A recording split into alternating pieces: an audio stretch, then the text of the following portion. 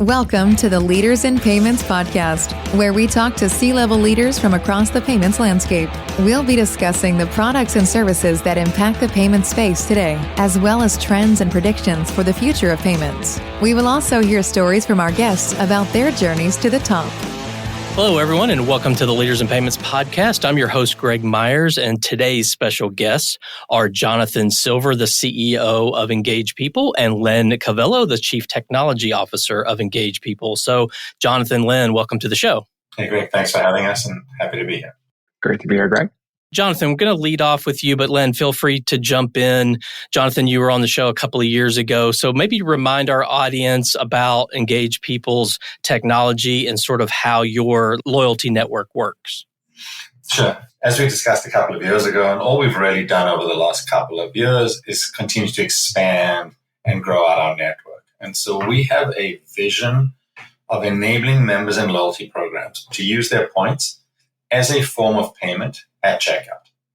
And the goal is to, democratize the usage of your points, to free them up, and to create a better engagement. And so what we've built is a set of rails, basically, where people can go to a retailer, tap their card, and on the POS, it'll say, hey, do you want to use your points for that transaction? And so, look, it's difficult to do, but we've had great response, great uptake. It's been really exciting. Okay. Len, anything you'd like to add to that? I think John hit the nail on the head. It's one of those things, and Greg, you'll know this in payments, is what appears to be the simplest solution or kind of the easiest thing. There's definitely a lot going on in the background. So while it's taken us some time to get there, a lot of hard work, a lot of great partners, and that ease of use or that frictionless transaction that you're seeing with our implementations out there. We learned a lot about payments over the years, I'll say that, and I feel there's still a lot more to learn.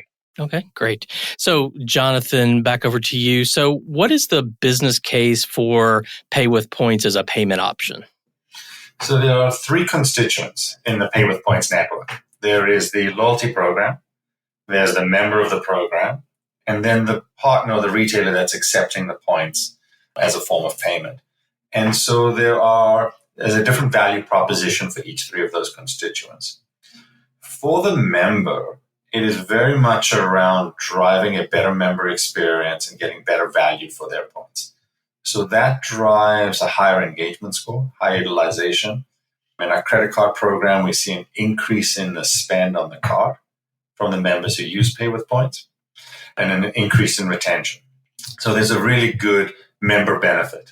From the financial institution, there is the benefit of the member benefit, so higher engagement, higher spend, as well as we can actually derive the incremental value that they get from Pay with Points just in driving further utilization of cards, in addition to reduction of liability and if there aren't any cost per point savings. So there is a very, very strong financial ROI on enabling Pay with Points. And then for the retailer, they now get access to new customers. We see an increase in spend from members who can use their points at a retailer and an increase in basket size. And it's at a lower transaction cost. So there's a huge benefit to the retail partner in this network as well. All right. So, Len, let's go over to you. So you released a survey recently that found 84% of consumers would, in fact, use loyalty currency as a payment option in the future if it was offered by their credit card provider. What do you feel is driving that demand? I mean, 84% is a pretty high number. No, it is. I think the demand comes from a number of things. We've gone through some interesting, I'll call it financial times the last number of years, starting with the pandemic and just the economy in general. So this is one of those things with inflation that's helping consumers kind of subsidize a payment. You can look at it as a discount. There's always been this connotation and loyalty that those points are kind of free money. We have the proverbial asterisks around that. Or quotes around that. So consumers are seeing that. And now when you're looking to transact for something, whether it's an everyday spend or an aspirational item, is that cost is coming down for the consumer. So really what we see consumers using this as is not just a surprise and delight, but an opportunity to drive down the costs on their everyday spend And looking at a number like that 84%, it's understandable on why people want to see those savings and why they want to use an additional currency out there that they have access to. All right, Len, let's stick with you. What makes Pay with Points a differentiator, like compared to other alternatives like a buy now, pay later, which you see almost everywhere these days? I think the easiest thing to say is this is a stable currency. It's a currency that's out there. You have access to it. It's funded. So that currency is funded ultimately by the loyalty program. So there's no risk with it. The BNPL opportunity for consumers is a way to kind of take your payments and spread them out or kind of defer that payment out. But the consumer's still on the hook for the full value of the transaction. There's been other alternative payments out there. Crypto gained some steam a few years ago as possibly an alternative payment, but that had volatility with it. This is really almost like you're opening up another piece of your wallet and, finding that money that you'd put away when you take out a suit jacket that you hadn't worn in a few months and you've got that money there. That currency, again, is fully stable. It's ready to be used. And with Access Plus in the market today, it's used in real time. So this isn't a conscious effort that I'm going to go to the loyalty program and redeem for something and wait for that to arrive, or it's not a statement credit. This is a real-time ability to use that currency. Yeah, and it seems like there's some excitement around it, right? It's like, oh, wow, I've generated all these points. I need to spend them. It just feels like there's an excitement factor to it. You're 100% right. It's bringing that back to loyalty. I'll steal John's thunder, but we always talk about how loyalty kind of created this relationship. And that was the point of it earlier on when someone redeemed for an item and they got that reward. And then we saw this shift just in the industry in general, people moving to gift cards as a redemption option. And that broke the relationship up from the program sponsor, the loyalty program, and ultimately that reward, that the redemption that the consumer had. So, you'd earn a number of points, you'd redeem for typically a gift card because you didn't have that choice or that selection and you didn't know what you wanted. Put that in a drawer or you put that somewhere else. And then ultimately you shopped a few months later and that relationship was gone. You didn't kind of give the attribution to where it needed to come from. And that's come back with Pay with Points. Is now I know that when I'm tapping, when I'm checking out and I can use my points, I know exactly where that's coming from. It's building that bond back with the consumer and the loyalty program. Okay. Jonathan, over to you. So we're coming off of Prime Day and Amazon is one of your big partners. So how can using points help shoppers maximize sort of that user experience with Amazon? So just building on what Len was talking about, if you think about a member experience historically, was if I wanted to go redeem my points on Amazon, I would have to go back to the loyalty sponsor site, redeem a gift card, get e-gift card via email, then go to Amazon. And so it's a disjointed experience. What Access Plus does is create a single one-stop inflow experience for a member. So when you are at Amazon's website, and there's a bunch of technical stuff in the background where we've linked your cards ahead of time. And so you show up to purchase an item. And at checkout, it just says, hey, do you want to use your points for this? Right in line, single transaction, single process.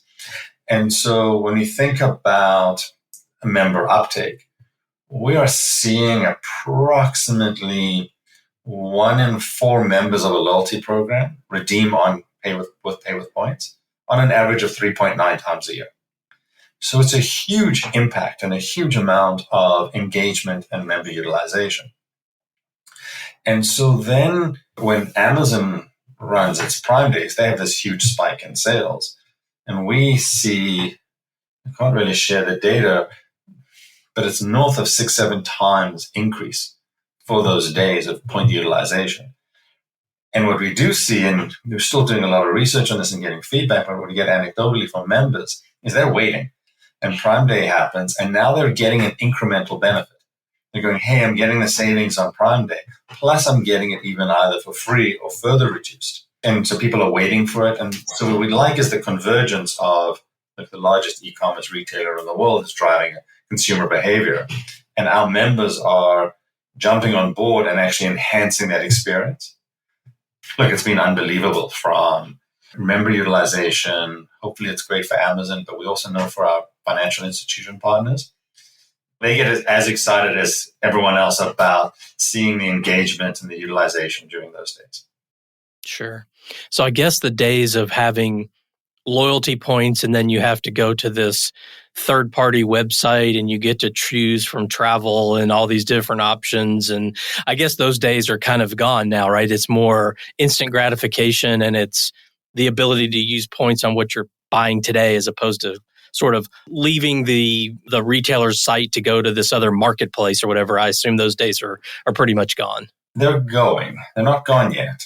But if you think about a member behavior, if I decide I need to go and buy a TV, I'm going to go to my favorite retailer to do that. So unless we're doing a lot of marketing around, hey, you got to come here and see this offer, it's not part of people's consciousness. Travel's a little bit different because travel's a conscious decision. They're large ticket items. I'm going to do it once a year, once every couple of years. But for the everyday spend and the frequent transactions, it doesn't cross my mind to go, I need to go and buy something. Let me go back and see what's available on the website. Where you do go, hey, I'm going to buy something. I'm going to get it on Amazon. And by the way, I'm going to have it this afternoon or tomorrow morning. And now we can tap into that and further enhance and drive both loyalty and the member experience. So, Jonathan, you also have a partnership with the company Velocity Logic that's allowing BP gas stations to accept loyalty at the pump, which I think is a fascinating use case. So can you tell us more about that? Sure. So, right now there's a huge focus on a lot of feedback from members around being able to use their points for everyday spend. And with, inflation and everything we've been through over the couple of years, gas and grocery are the number one and number two item that everybody says to us, that's where I want to use my points. And so we launched with BP, and we are rolling out to numerous other gas stations over the next 3 to 6 months.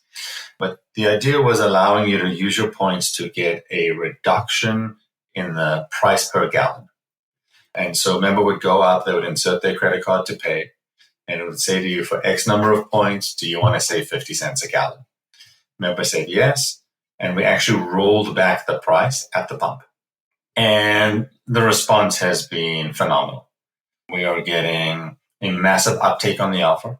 It's running at about 5 or 6 times higher than we expected to go from an uptake point of view. We are seeing multiple utilizations. We're seeing members coming back every couple of weeks to reuse the solution and reduce the price per gas. And the number one feedback we get from members and from clients is, well, where are the rest of them? Where are the rest of the gas stations? And so we are rolling out into 4 or 5 other major chains over the next couple of months. As Steve, you'll see those press releases and those announcements coming out shortly.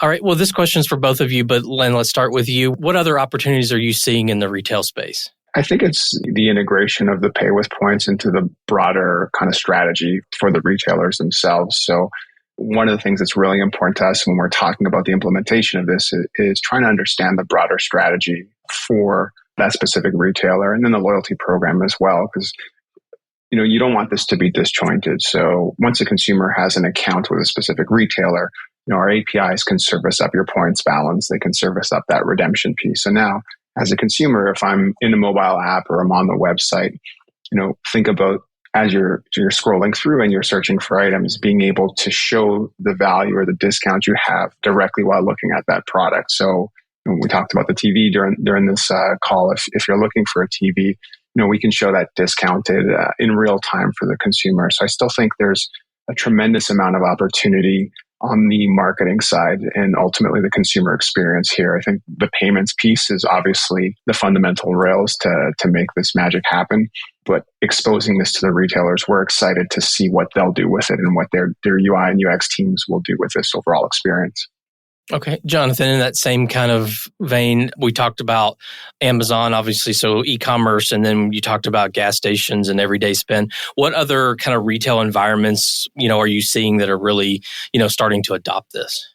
Yeah. So, as we're rolling out over the next, if I look at our next 3-year plan of implementations, it's focused on specific areas. Further gas, everyday spend, groceries. We're also now in conversation to integrate into POS at SMBs and small businesses so that you walk into the local coffee shop and you're all used to the screen that says, you tap your card, do you want to add a gratuity? And the next screen will be, do you want to use your points for this? And so what it's allowing small businesses is the opportunity to get access to this huge base of members. Today we have 40 million active members. We'll be over 140, 150 million in about a year. So it's a huge base of consumers. And so, those are the two areas of focus for us: big chains, big footprint, and then a wide, long tail of small merchants. Across the board, for all of the merchants, what we're also now starting to get to is linking offers back in and overlaying an offer with your redemption. So the ability to go to and say, hey, this person spends $100 a month with us. Hey, if you spend $200, here's bonus points or a cashback, and still use your points at checkout.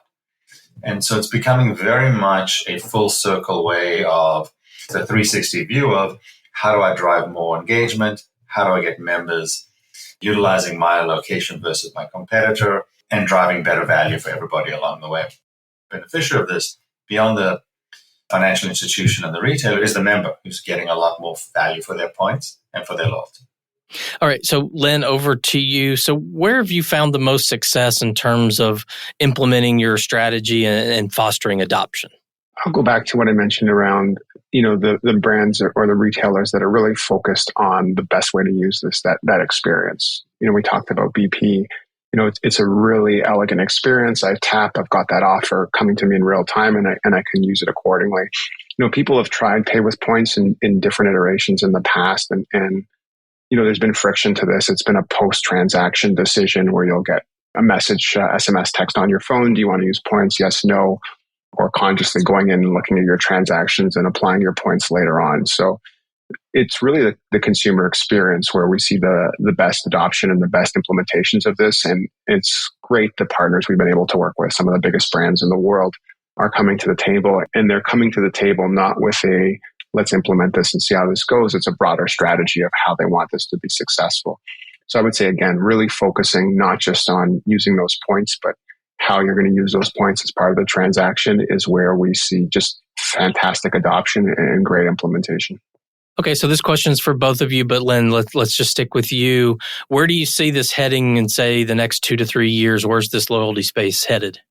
This will be ubiquitous. I mean, John talked about the democratization of points. It'll be expected by consumers. It'll almost be odd if you're not able to use that currency in all your day-to-day transactions. Again, going back to extremely stable funded currency that's available to consumers. So there is that expectation now that when I go to buy coffee, when I'm looking to book travel and all the transactions in between, when I'm heading off to the store, can I use this currency to send payments to other people? There's going to just be a lot of ways where people look at this currency not as that free money that was sitting on the side that I tapped into every few months or if not longer, but a currency that I expect to have available to me at all times. So that's where this is going. And nothing drives adoption bigger than consumer expectation and consumer demand. And we're seeing that. And again, I think we'll be on a chat in the not too distant future talking about how this is available everywhere. Okay. Jonathan, your thoughts on that? Where's this headed in the next few years? Yeah, so exactly what Leonard said. This will become ubiquitous. And then the next piece will be how do you use this to engage a member? And so the ability to, like everyone's connected on their phone, but the ability to put an offer inside of their wallet for them to go and say, oh, here's something special for me to use my points, and having those geotagged offers customized down to a specific segment of the population. We'll start to see the loyalty programs becoming closer to their end goal, which was how do I create a unique experience for a member that's relevant to them?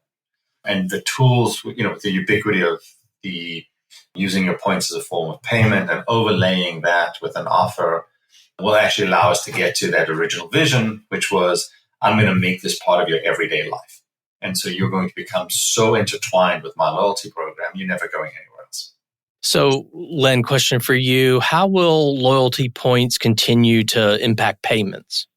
I think adoption of ideas and strategies by other fintechs out there. The fintech space has been incredible over the last number of years. You've seen these companies take, legacy systems and just have a different spin on that. And the innovation we see from that's incredible. So we almost feel at Engage this kind of, I won't call it an obligation, but kind of this position to attend these payment events and speak at these events to let people know what's coming. And then we're excited, John and I have the fortunate opportunity to talk to companies saying, what if we did this, or could we use your rails to do that? So I think we're going to see a lot of innovation. Again, it's almost imagine a new currency being added to the world. And with that comes everything that we see in payments. How are we moving that currency across borders? What are the other cool things we can do with that currency? Recurring payments, paying bills. We've seen companies like Built transform an industry just with what they've done. And I'd argue some of the things we're going to see, we're not even sure what they are yet. It's really some bright-minded startups out there that'll see what we're able to offer with our network and our rails and just build upon that. Okay. Well, Jonathan, Lynn, we've covered a lot of ground, obviously, about the company and what you guys are doing, some of your partners and the innovative stuff that they're working on and that you guys are helping them with. So is there anything else you'd like to cover before we wrap up the show? This is exciting. It's changing an industry and it's allowing our clients and our partners to actually deliver value. And so it's an exciting time to be in the middle of all of this. And as Leonard said, it's going to evolve rapidly, but it is going to become ubiquitous, and glad to be part of this growing trend. Len, any final thoughts? Just echoing that, it's a journey. It's one of those things that, when you look back, it took longer than you expected from the initial idea. I remember John talking about this early on how to use that payments at checkout. But we're there. We're in this incredible, exciting time of just huge adoption. The advantage we sit in the world today in fintechs is that things come to market very quickly and we're able to deploy things quickly. So it's just a really exciting time for us. And I think for the industry as a whole. So, it's a transformation in loyalty, and we're seeing some great stuff from a lot of companies. So again, just an exciting time. Okay, great. Well, thank you both so much for being here. I know your time is very valuable. So thank you again for being on the show today. Hey, Greg, thanks for having us. Yeah, pleasure. Great. And to all you listeners out there, I thank you for your time as well. Until the next story. Thank you for joining us this week on the Leaders in Payments podcast. Make sure you visit our website at leadersinpayments.com, where you can subscribe to the show and where you'll find our show notes. If you enjoyed listening, please share on your social channels as well.